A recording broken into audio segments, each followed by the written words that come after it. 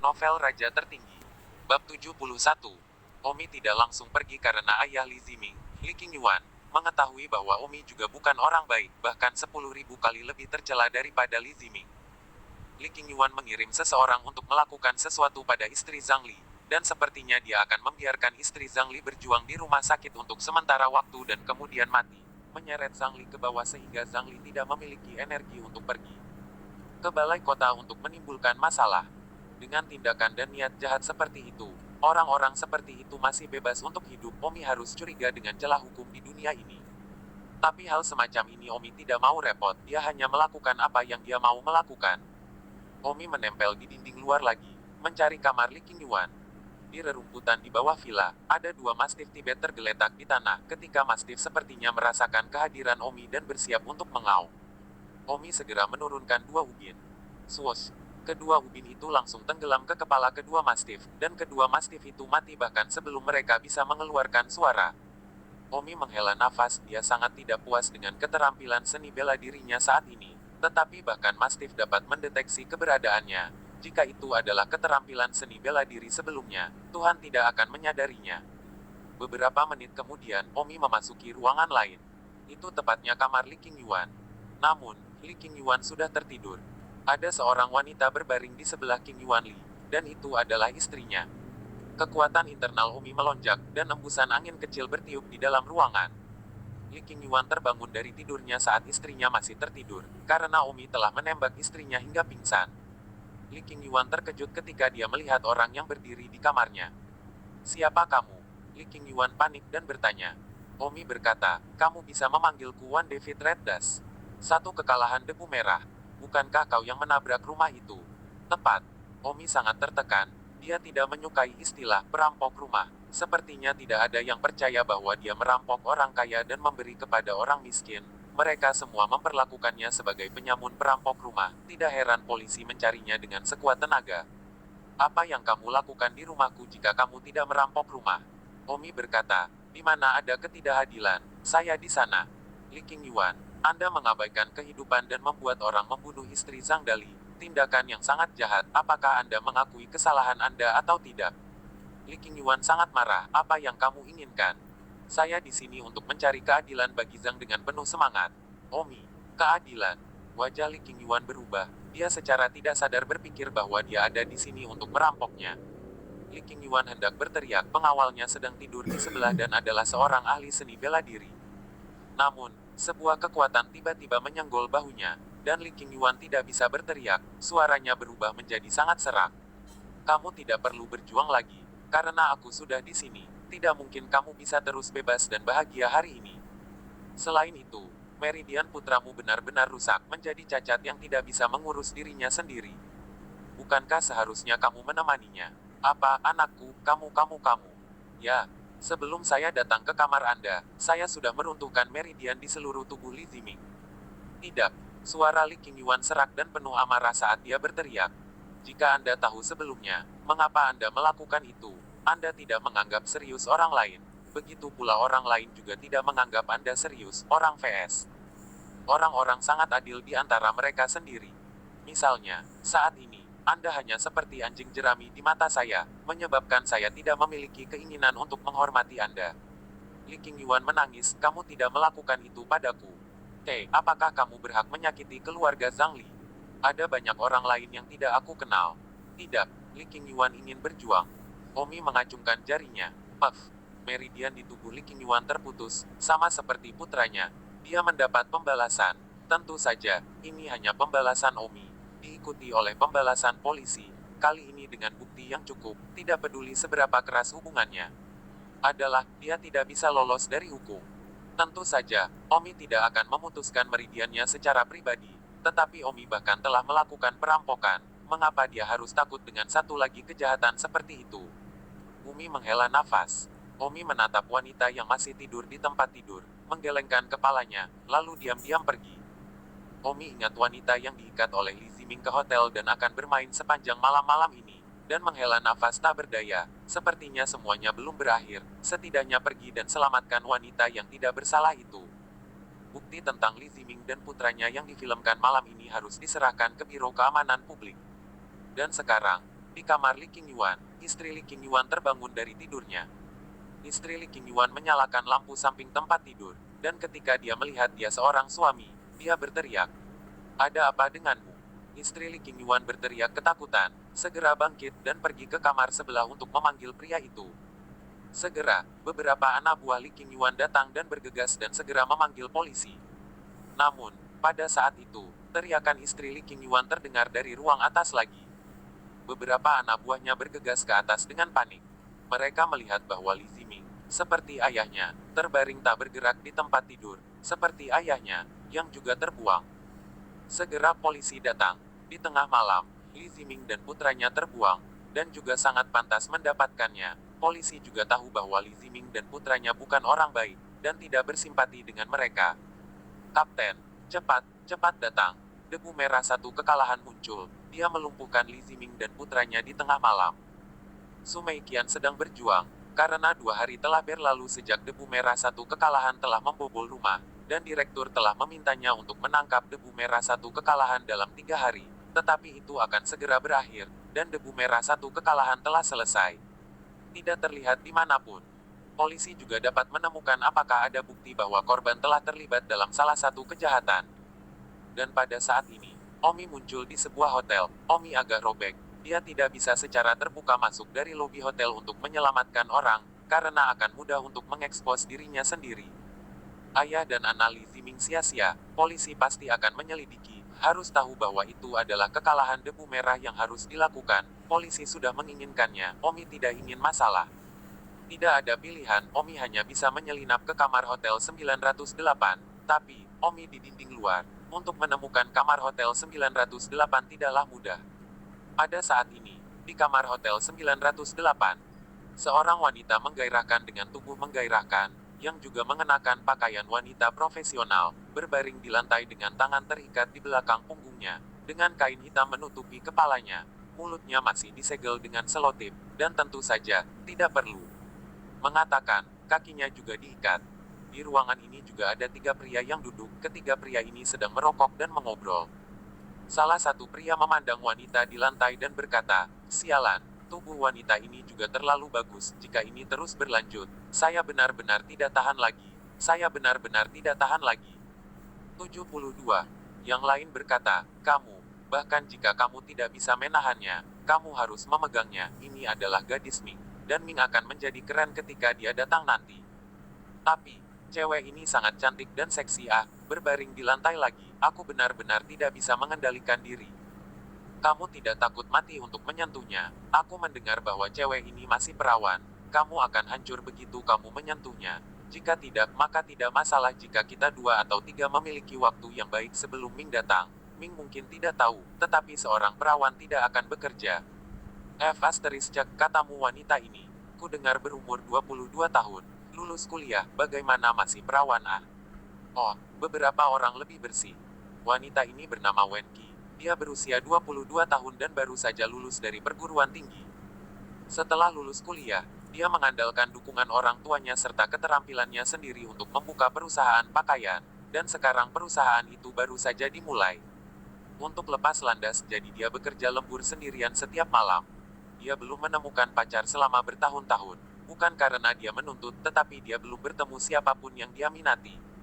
Malam ini dia meninggalkan perusahaan sangat terlambat seperti biasa, tapi dia tidak menyangka begitu dia sampai di garasi bawah tanah gedung dan berjalan keluar dari pintu lift di lantai -2, sebuah tas hitam tiba-tiba mengangkat kepalanya. Setelah itu, dia dibawa ke sini. Wen Qi bukan wanita cengeng, selalu menjaga kepalanya tetap dingin.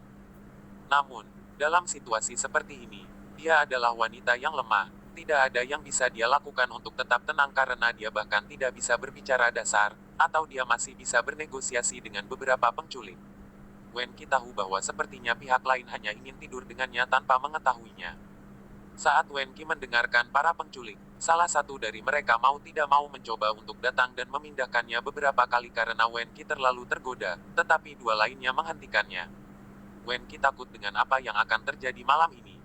Saat ini, Wen Qi membenci mengapa dia tidak jatuh cinta di sekolah menengah dan perguruan tinggi dan memberikan malam pertamanya, atau setidaknya kepada pria yang dia cintai, alih-alih malam ini diambil secara paksa. Sayangnya, tidak ada penyesalan. Wenki mencoba segalanya, tetapi tidak ada cara untuk menyelamatkan dirinya sendiri. Dan dengan tenang dia juga mulai runtuh di dalam. Sekarang dia hanya berharap penculik, yang belum datang, akan meninggalkannya hidup-hidup setelah dia selesai mencemari dirinya. Dua garis air mata, tanpa sadar menyelinap dari sudut mata Wenki. Wenki berharap ada keajaiban di dunia ini, bahwa seseorang akan muncul entah dari mana dan menyelamatkannya. Wenki bersumpah bahwa jika ada yang bisa menyelamatkannya saat ini, dia akan menikah dengannya. Sayangnya, ini hanya hayalan diri dalam keputusasaannya. Semakin Wenki memikirkannya, semakin menyakitkan rasanya, dan semakin banyak air mata mengalir. Tetapi dia tidak menangis, karena menangis mungkin membuat penculik yang tidak bisa menahan diri untuk tidak menyentuhnya kehilangan cengkeramannya. Omi merangkak dan berbaring di dinding luar hotel tanpa suara. Tempat Omi berbaring adalah lantai 9 hotel. Omi tidak tahu kamar mana yang kamar 908, jadi dia hanya bisa mengandalkan suara dan cara lain untuk menentukan. Pada saat ini, ketika Omi melewati dinding luar salah satu kamar, dia mendengar napas 4 orang di dalam dan juga mendengar satu orang berkata, "Mengapa Ming belum datang?" "Jangan khawatir, dia akan segera datang." Dari langkan, Omi sudah bisa melihat wanita yang tergeletak di lantai dalam keadaan terikat. "Akhirnya, aku menemukannya." Omi langsung melompat masuk. "Siapa ini?" Ketiga penculik itu langsung menatap Omi. Omi mendengus, "Lang-lang, beraninya kau merampok putri rakyat. Hari ini akan kupatahkan salah satu jarimu. Kuharap kau ingat pelajaran hari ini. Ubah caramu yang jahat dan berperilaku baik di masa depan." Setelah mengatakan itu, Omi melemparkan pisau di tangannya, dan belati itu lewat di depan ketiga penculik itu, dan saat berikutnya, ketiga jari itu menyatu. Itu jatuh ke lantai. "Ah!" Ketiga penculik itu segera berteriak, masing-masing jari mereka patah. "Papa!" Omi langsung bergegas dan membuat ketiga penculik itu pingsan. Wanita yang terbaring di tanah berjuang mati-matian, seolah-olah dia melihat harapan untuk diselamatkan. Omi melangkah maju dan membuka ikatan tudung hitam di kepala wanita itu. Dan ketika melihat wajah wanita itu, Omi memang kaget, betapa cantiknya wanita itu. Tak heran Li Ziming cukup nekat menculiknya dan datang ke hotel untuk bersenang-senang. Tidak, wanita itu menatap Omi dan menciumnya, tapi sayangnya Omi sudah ditutup matanya. Omi merobek selotip dari mulut wanita itu. "Terima kasih, Enron." Wanita itu terselamatkan dan meneteskan air mata syukur. Dia berfantasi jika ada keajaiban. Dia tidak pernah berpikir seseorang akan benar-benar jatuh dari langit dan menyelamatkannya. "Sama-sama, kamu bebas sekarang. Kamu bisa pulang." Omi melepaskan tali dari tubuh wanita itu. Wanita itu dengan bersemangat melemparkan dirinya ke tubuh Omi dan menangis, "Terima kasih, oh." Wanita itu diselamatkan. Tidak yakin apakah dia senang atau sedih, kekuatan lamanya runtuh dan dia menangis dengan kuat. Namun, Omi mendorongnya dan berkata, "Kamu masih tidak lari, tunggu sampai 3 orang ini bangun." Namun, wanita bernama Wenki ini tidak lari, dan segera mengambil tali dan mengikat ketiga orang itu. Omi sedikit terkejut. Wanita ini cukup tenang. Jika itu wanita lain, dia akan benci untuk segera meninggalkan tempat ini dan memanggil polisi, tetapi dia mengikat penculiknya terlebih dahulu. Wenki mengikat ketiga penculik, dan baru saat itulah dia melihat Omi dan ingin menanyakan nama kakek itu. Namun, ruangan itu sudah kosong dari sosok Omi. Wenki terkejut, sungguh ahli. Siapa dia? Mengapa dia menyelamatkan saya? Mengapa dia tahu saya ada di sini? Setengah jam kemudian, Don telah kembali ke rumah dan tertidur, seolah malam itu tidak ada hubungannya dengan dia. Namun, apa yang terjadi malam ini ditakdirkan untuk menjadi malam tanpa tidur bagi sebagian orang. 1 jam kemudian, di hotel, beberapa polisi membawa 3 penculik dengan jari patah ke dalam mobil polisi. Wenki dan orang tuanya berdiri di samping. Ayah Wenki terlihat sangat marah. "Siapa yang berani menyentuh putriku?" Wenki berkata, "Ayah, aku baru saja mendapat kabar dari ketiga penculik itu putra Li Qingyuan, Li Ziming." "Apa? Putra Li Qingyuan?" Ayah Wenki dipenuhi amarah, namun, Li Qingyuan tidak mudah diprovokasi. Li Qingyuan memiliki hubungan dengan 3 kekuatan tidak teratur utama kota Linjiang, Kuala Longtang, dan putra sulung Li Qingyuan, Li Zidan, bahkan lebih terkenal. Ibu Wenki bertanya dengan hati yang gamblang, "Kiki, siapa pria berbaju hitam yang menyelamatkanmu?" "Aku tidak tahu." Wenki bersyukur, ketika dia belum diselamatkan. Dia berkata dalam hati bahwa jika ada yang bisa menyelamatkannya, dia pasti akan menikah dengannya, meskipun dia terlalu putus asa untuk berfantasi seperti itu. waktu, tapi dia tidak berharap fantasi itu benar-benar terjadi. Dalam hatinya, Wenki berkata, "Pria berbaju hitam, saya tidak peduli siapa Anda. Selama saya diizinkan untuk menemukan Anda, saya pasti akan menikahi Anda, dan saya berharap dapat bertemu lagi dengan Anda." 73. Oh, Cao Yan hanya bisa berteriak, karena dia diikat oleh Omi di sore hari. Tidak ada yang menyelamatkan mereka sampai sekarang. Saudara Yan, jam berapa sekarang? Saya sangat lapar. Sekelilingnya gelap dan saya tidak bisa melihat apa-apa. Saya sangat takut. Salah satu adik laki-laki Cao Yan juga menangis. Apa yang harus kami lakukan? Apakah kami benar-benar harus menunggu sampai lokasi konstruksi Anda dimulai sebelum kami dapat ditemukan? Omi, aku belum selesai denganmu. Cao Yan berteriak, tubuhnya kedinginan dan lapar. Tidak pernah mengalami kejahatan seperti ini sebelumnya. Saudara Yan, saya mendengar bahwa situs konstruksi Anda ini mengalami kematian beberapa hari yang lalu. Itu sebabnya berhenti bekerja, bukan? Mungkinkah ada hantu? Tubuh Cao Yan gemetar dan berkata dengan ketakutan, "Jangan katakan itu, tidak ada hantu di dunia ini." Saudara Yan, ini adalah situs konstruksi keluarga Anda. Bagaimana jika para pekerja migran yang mati secara tidak adil itu mencari Anda? Saya sangat takut, mungkin para pekerja migran yang mati secara tidak adil itu berdiri di belakang kita. Adik laki-laki lain sedang sibuk berkata, "Rekan saudara hantu, jangan mencari saya ini bukan situs konstruksi rumah saya Cao Yan menggigil di sekujur tubuhnya dan melihat sekeliling, mengulurkan tangan dan tidak melihat apa-apa. Dan mengingat kecelakaan yang terjadi di lokasi konstruksi ini beberapa hari yang lalu, tiba-tiba menyeramkan. Bagaimana jika para pekerja migran yang dibunuh secara tidak adil itu benar-benar keluar mencarinya? Omi, aku membencimu. Cao Yan berteriak ketakutan, membenci Omi sampai ke sumsum tulangnya. Keesokan harinya, Omi bangun, mencuci muka dan menggosok gigi, lalu sarapan dan bersiap-siap ke sekolah, seolah melupakan kejadian semalam. Saat Omi sedang sarapan, TV di dinding ruang makan memutar berita pagi, dan Liona menonton berita tanpa berkedip. Pada pukul 1 pagi hari ini, perampokan terakhir, yang mengalahkan debu merah yang mengaku merampok orang kaya untuk membantu orang miskin, akhirnya muncul lagi dan meruntuhkan Meridian pengusaha terkenal kota Linjiang, Li Qingyuan serta miliknya. Putra Li Ziming, membuat ayah dan anak mereka menjadi cacat yang tidak bisa mengurus diri sendiri. Mari kita tonton laporan langsung. Layar TV beralih ke tempat kejadian, dan seorang reporter menunjuk ke sebuah ruangan dan berkata, "Ini adalah tempat kejadian kejahatan. Tadi malam sekitar jam 1 pagi, Li Ziming lumpuh dari meridiannya dan ambruk di lantai ini, tidak bisa bergerak. Cacat seumur hidup." Menurut dikte Li Ziming dan putranya, pria berbaju hitam mengaku sebagai debu merah yang dikalahkan. Mari kita wawancarai apa yang dikatakan Kepala Interpol Sumei Qian. Seorang polisi wanita yang mengenakan seragam polisi tetapi tidak bisa menyembunyikan tubuh seksinya dan memiliki wajah malaikat muncul di layar, itu adalah Sumei Qian. Omi melihat Sumei Qian di TV lagi dan harus mengaguminya. Cewek seksi ini adalah memang cantik, hanya saja tidak terlalu lembut. Wajah Sumei Qian sangat buruk, terakhir kali kekalahan perampokan debu merah masih hilang, dan sekarang datang untuk menyia-nyiakan orang, tetapi juga keadilan. Tetapi kali ini Sumei Qian tidak terlalu jijik, karena dia juga tidak menyukai Li Ziming dan putranya. Mereka memiliki akhir ini, tetapi juga pantas mendapatkannya. Tentu saja, dia adalah seorang perwira polisi, pantas mendapatkan ini, dan hanya bisa mengatakan dalam hatinya, "Tim Su, saya mendengar bahwa Anda telah berada di sini sepanjang malam untuk menyelidiki apakah Anda sudah membuat kemajuan?" Tanya reporter itu. Sumei Qian berkata, "Bajingan ini, saya meremehkannya. Tampaknya keterampilan seni bela dirinya jauh lebih tinggi dari yang saya harapkan, tidak meninggalkan jejaknya. Terakhir kali debu merah yang dikalahkan merampok lebih dari 3 juta, mengancam untuk merampok orang kaya untuk membantu orang miskin, sementara kali ini mengancam untuk meregangkan. Hakim Chang, bagaimana menurut Anda? Seperti yang Anda tahu, Li Ziming baru saja dibebaskan oleh pengadilan kemarin. Apakah menurut Anda ada hubungan antara kedua peristiwa itu?" Alis Sumei Qian berkerut. Sebagai seorang polisi, dia tidak bisa memberikan pendapat pribadinya tentang hal-hal seperti itu terlalu banyak.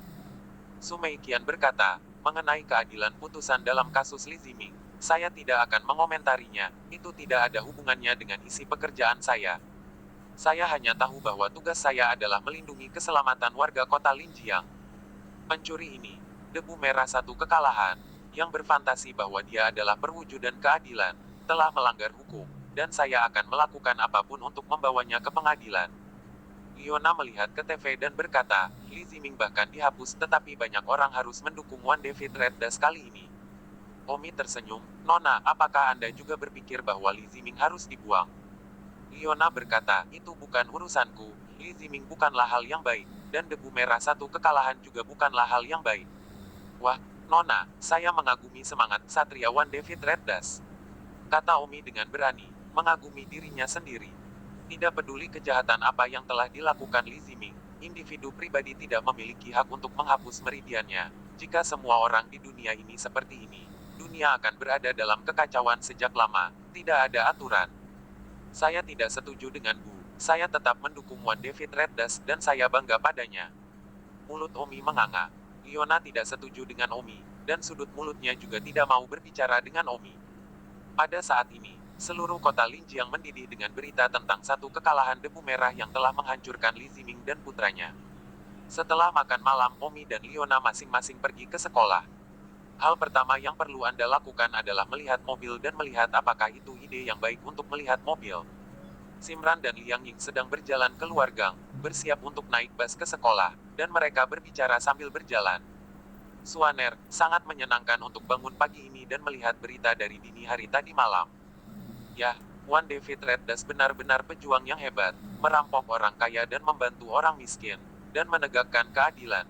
Ketika kami mengundang Omi untuk makan siang kemarin, saya berpikir bahwa alangkah baiknya jika seseorang bisa keluar untuk melakukan keadilan, tapi aku tidak menyangka seseorang akan benar-benar keluar. Liang Ying berkata, ya, banyak orang berbagi pemikiran kami, dan sangat menggembirakan melihat berita ini. Namun, banyak orang juga merasa bahwa apa yang dilakukan debu merah satu kekalahan adalah salah, dan berpikir bahwa dia telah membunuh dirinya sendiri. Suan, bagaimana menurutmu? Simran menggelengkan kepalanya, aku tidak mengerti, tapi aku tidak percaya bahwa debu merah satu kekalahan akan salah menuduh orang baik dan menghapus ayah dan anak mereka, pasti ada alasan untuk itu. Ya, meskipun banyak orang di kapal mengatakan bahwa One David Red Dust terlalu kejam, aku juga percaya bahwa One David Red Dust adalah orang yang baik. Omi mengendarai BMW ke sekolah. Hampir semua orang di sekolah mendiskusikan Li Ziming dan pembatalan ayahnya, dan Omi tidak berpartisipasi dalam diskusi sama sekali agar tidak mengungkapkan jejak apapun. Bagaimanapun, mengalahkan debu merah hanyalah pekerjaan sampingannya, begitu dia melakukannya. Tahu dia adalah kekalahan debu merah, pasti tidak bisa duduk di kelas semudah sekarang. Bekerja untuk kalah, juga harus melarikan diri, bahkan mungkin melibatkan Liu Chenming. Jarang Omi menetap di dunia ini untuk sementara. Kelas pertama pagi itu segera berakhir, dan Omi menghabiskan seluruh kelas bermain dengan teleponnya, berusaha untuk memahami dunia ini sesegera mungkin. 74. Pada saat ini, di sebuah villa mewah tertentu di kota Linjiang, Cao Yan telah mandi. Cao Yan diikat oleh Omi di lokasi konstruksi kemarin sampai jam 4 pagi, kemudian dia diselamatkan kembali ke rumahnya oleh keluarganya. Cao Yan berjalan ke bawah dan menemukan lebih dari selusin orang duduk di ruang tamu, orang tuanya, paman dan pamannya semua memiliki wajah dingin, suasana yang sangat aneh di ruang tamu. Yan, apakah kamu tidak akan tidur lebih lama? Lagi pula, sudah jam 5 pagi ketika kamu diselamatkan di rumah di pagi hari, dan kamu hanya tidur selama beberapa jam, kata ibu Cao Yan dengan sedih.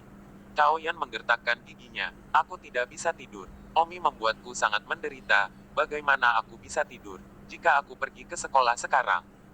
Sebelum Cao Yan bangun, ayah Cao Yan dan yang lainnya sedang mengobrol di ruang tamu tentang masalah ini, dan konsekuensinya diperkirakan akan parah. Benar saja, ayah Cao Yan berkata dengan marah, Omi itu, yang mengikat putraku di lokasi konstruksi, masalah ini tidak boleh dihentikan. Cao Yan berkata, ayah, aku akan menyelesaikan masalah ini sendiri. Cao Yan tidak ingin keluarganya mengirim ahli ke sekolah untuk membantunya membersihkan Omi saat ini, jika penjahat lain tahu tentang ini. Mereka pasti akan diejek, penjahat kampus yang suci, tapi dia sangat tidak berguna. Yan, bukankah kamu mengatakan bahwa keterampilan seni bela diri Omi lebih baik darimu? Bagaimana cara memperbaikinya? Cao Yan mendengus, ada banyak orang di sekolah yang keterampilan seni bela dirinya lebih baik dari saya, apakah saya pernah diganggu sebelumnya? Saya akan pergi ke sekolah. Cao Yan pergi dari rumah.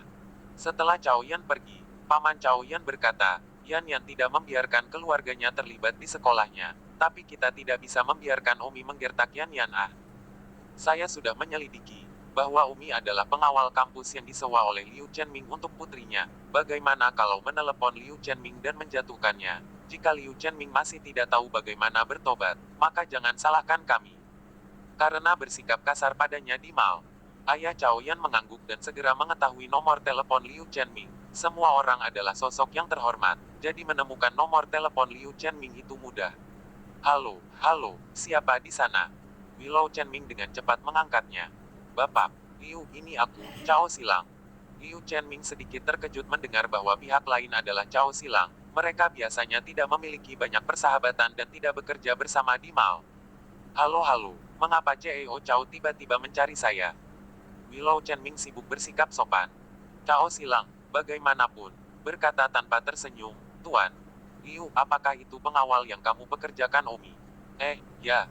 Jantung Willow Chenming berdebar kencang, tapi dia bertanya pada Omi. Bapak, Cao, apa yang kamu coba lakukan dengan menanyakan tentang pengawal putriku? Willow Chenming bingung.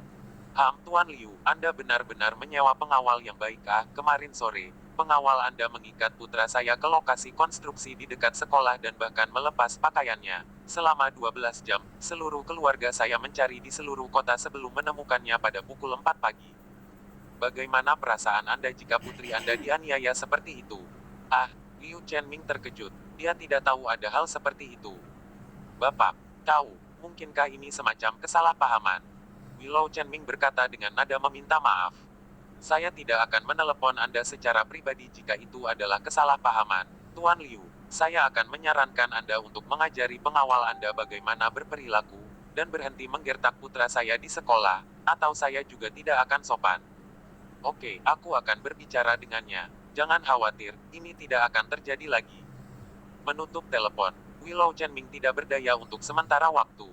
Memang tidak baik ditemukan di kepalanya. Cao Silang ini adalah lokal, tidak peduli kekuatan hitam dan putih.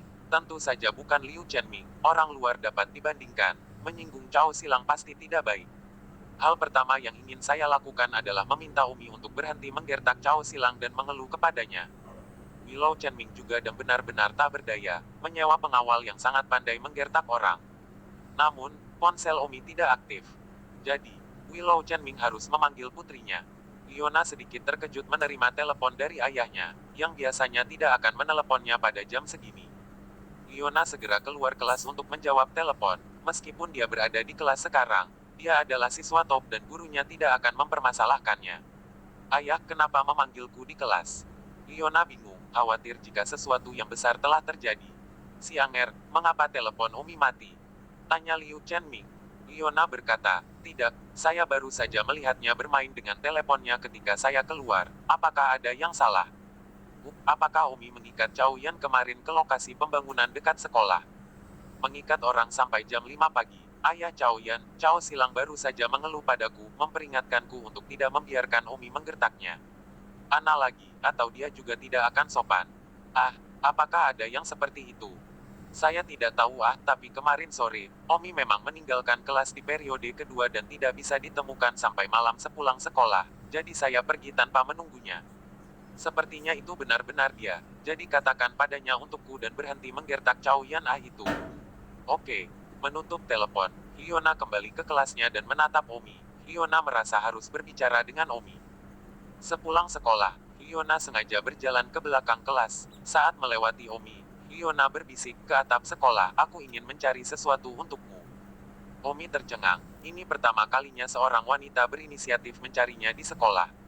Setelah Liona mengatakan itu, dia dengan cepat berjalan keluar kelas dan menaiki tangga, menunggunya di tangga sebelum Omi.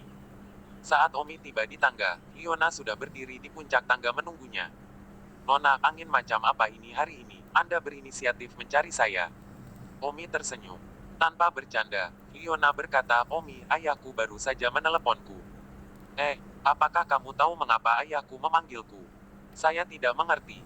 Omi, kamu kabur setelah hanya satu kelas kemarin sore. Apakah kamu mengikat Cao Yan di lokasi konstruksi dekat sekolah? Omi menatap Liona dengan bingung dan menganggukkan kepalanya tanpa menyangkal, ya.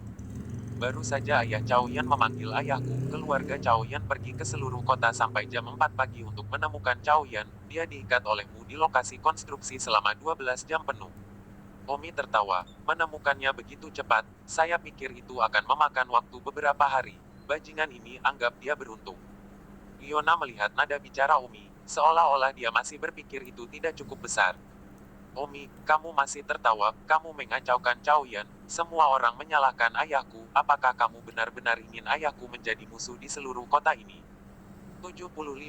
Omi benar-benar tidak tahu apakah masih mungkin untuk dengan senang hati menggertak orang ketika masalah sepele seperti itu benar-benar akan menemukan jalan ke kepala Liu Chenming. Liona berkata, aku tidak ingin mengatakan lebih banyak bagaimanapun. Ayahku menyuruhmu untuk berhenti menggertak bahwa Cao Yan atau ayah Cao Yan akan benar-benar kasar. Omi berkata, jika kamu tidak sopan, maka kamu tidak sopan, aku tidak takut. Kamu tidak takut, ayahku takut, aku sudah memberitahumu sejak lama bahwa pengawal yang benar-benar berkualitas adalah orang yang memastikan bahwa keluarga majikannya aman dan sehat, bukan apakah dia pandai seni bela diri atau tidak, kamu pandai bela diri. Seni bela diri. Tetapi Anda telah berulang kali menyebabkan masalah bagi ayah saya. Anda tidak takut pada orang lain. Tetapi jika mereka tidak dapat menangani Anda, mereka akan menjatuhkan ayah saya, dan saya. Di dunia bisnis, jika Anda menyinggung satu lawan lagi, Anda mungkin kehilangan puluhan juta. Baiklah, baiklah, aku ingat, aku tidak akan menggertak Cao Yan lagi. Omi terdiam. Liona mengangguk, melihat bahwa Omi tidak membantah dan menentangnya, dia cukup puas. Meskipun dia merasa bahwa Omi tidak baik dalam hal karakter, dia harus mengaguminya dalam hal seni bela diri. Bagaimanapun, bahwa Cao Yan tidak baik. Orang yang baik, tapi dia dibersihkan oleh Omi sampai-sampai orang tuanya ikut campur. Cao Yan tiba di sekolah. Cao Yan pertama kali menelepon Fang Hong. Hei, Cao Yan, ada apa? Fang Hong, aku menuntut rapat pleno komite minoritas jahat. Mengapa Anda ingin mengadakan rapat pleno komite penjahat jahat? Tanya Fang Hong.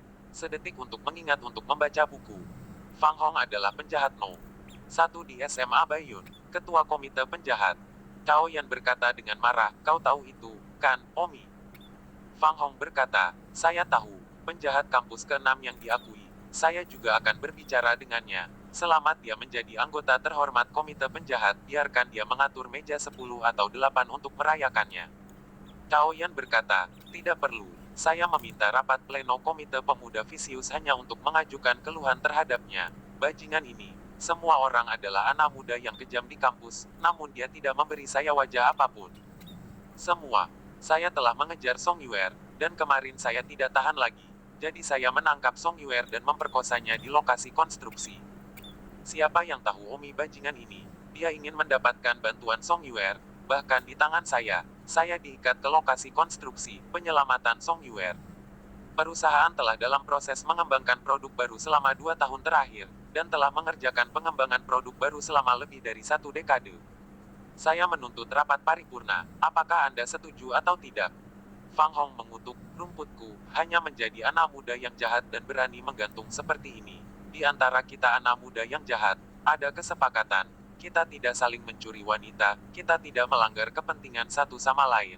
Dia terang-terangan mencuri wanitamu, ini terlalu melanggar hukum. Pertemuan ini harus diadakan. Bagus, aku akan segera memberitahu yang lain. Hati Cao Yan senang. Kali ini, mari kita lihat bagaimana semua orang akan menjaga Omi.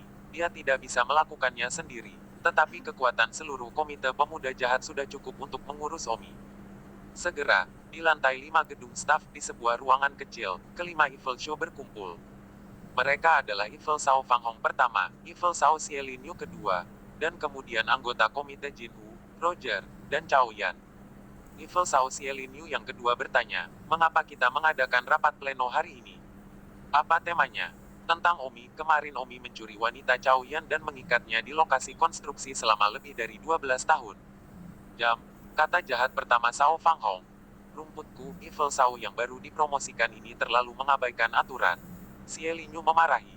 Cao Yan, yang berada di samping dengan wajah muram, merasa sangat malu untuk membicarakan hal ini di depan Evil Sos lainnya. Jika siswa lain di sekolah tahu bahwa salah satu dari 5 Evil Sos dia diikat di lokasi konstruksi, dia pasti akan kehilangan seluruh wajahnya dan tidak perlu bercampur. Pada saat itu, Semua orang melihat bahwa salah satu penjahat yang lebih rendah, Jinhu, tidak terlihat terlalu baik. Jinhu, kenapa kamu terlihat sangat pucat? Ngomong-ngomong, wajahmu bengkak. Apa yang salah dengan itu? Sangat mudah untuk merusak reputasi evil youngster kita jika kamu pergi dengan citra seperti itu. Jinhu sedikit takut untuk mengatakannya, tapi tetap memutuskan untuk mengatakannya. Jinhu menggertakkan giginya dan berkata, aku tidak akan menyembunyikannya dari kalian, aku juga akan mengajukan keluhan kepada Omi atas luka yang aku terima. Ah, beberapa penjahat terkejut. Mereka berpikir bahwa hanya Cao Yan yang telah diperbaiki oleh Omi, tetapi mereka tidak menyangka bahwa Jinhu juga telah diperbaiki oleh Omi, terutama Cao Yan, yang lebih terkejut lagi. Melihat itu, Jinhu masih memar dan bengkak tidak hanya merasa kasihan padanya. Pada saat ini, semua orang melihat ke sisi Roger yang diam. Fang Hong berkata, Roger, Anda memiliki gips di tangan Anda, apa yang salah dengan Anda lagi? Fang Hong yang tertekan, 3 dari 5 orang yang datang ke pertemuan para penjahat, ketiganya datang dengan luka-luka. Roger berkata, jika saya memberitahu Anda bahwa saya juga dipukuli oleh Omi, apakah Anda akan percaya? Apa? Beberapa orang menyeka keringat dingin, dan mengira Jinhu sudah dihajar Omi, tapi lebih parah lagi Roger dipukuli sampai tulangnya patah. Roger berkata, saya adalah salah satu yang pertama dipukuli oleh Omi, Jumat lalu. Tetapi saya tidak tahu dia adalah Omi saat itu. Sampai saya membaca postingan di sekolah kemarin. Dan saya menyadari bahwa orang yang memukul aku, dan orang yang menghancurkan mobilku hingga hancur, adalah penjahat baru, Omi. Masalah ini keluargaku sudah memanggil polisi. Mobil 1 juta lebihku tidak bisa dihancurkan dengan sia-sia. Bahkan jika Cao Yan tidak membawa itu hari ini, aku akan membawanya ke rapat pleno komite Evil Sao. Fang Hong dan Xie Lin Yu saling memandang. Keduanya melihat keterkejutan dan kemarahan di mata masing-masing. Omi diam-diam, dan memukuli 3 dari 5 anak muda yang kejam. Fang Hong berkata, sepertinya sangat perlu untuk mengadakan pertemuan penuh komite 5 pemuda jahat hari ini. Mengapa Omi belum datang? Jinhu, bukankah kamu di kelas yang sama dengan Omi sekarang? Kenapa kamu tidak memanggilnya? Jinhu tertekan. Jangan katakan itu, aku belum ke kelas. Aku dulu berada di kelas dan bisa berjalan melintasi ruangan, tapi sekarang Omi duduk di baris sebelahku. Hek, aku tidak nyaman di mana-mana. Aku akan pindah kelas, kalau tidak aku akan ditekan oleh Omi, dan aku tidak akan bisa berpura-pura sakit untuk waktu yang lama. Roger berkata, ganti kelas. Apakah kamu tidak ingin mengejar Leona? Jika kamu tidak mengejar saya dapat mengambil alih. Dan jangan salahkan saya karena mengabaikan protokol muda jahat. Jinhu mendengus, Omi juga memukul Leona, kenapa lagi menurutmu aku akan bertengkar hebat dengan Omi? Jinhu benar-benar akan menaruh emas di wajahnya. 3 pukulan dan 2 tendangan diurus oleh Omi, dan dia masih berani menyebutnya pertempuran besar. Cao Yan sangat marah. Omi menyelamatkan Song Yuer kemarin, dengan sengaja mencoba untuk mendapatkan niat baik Song Yuer, tapi aku tidak berharap dia mencoba melakukannya. Pukul Leona lagi, ini terlalu berlebihan. Xie Lin Yu mendengus, untungnya Omi tidak memukul Simranku, kalau tidak aku akan membuatnya menyesal datang ke dunia. Bersambung.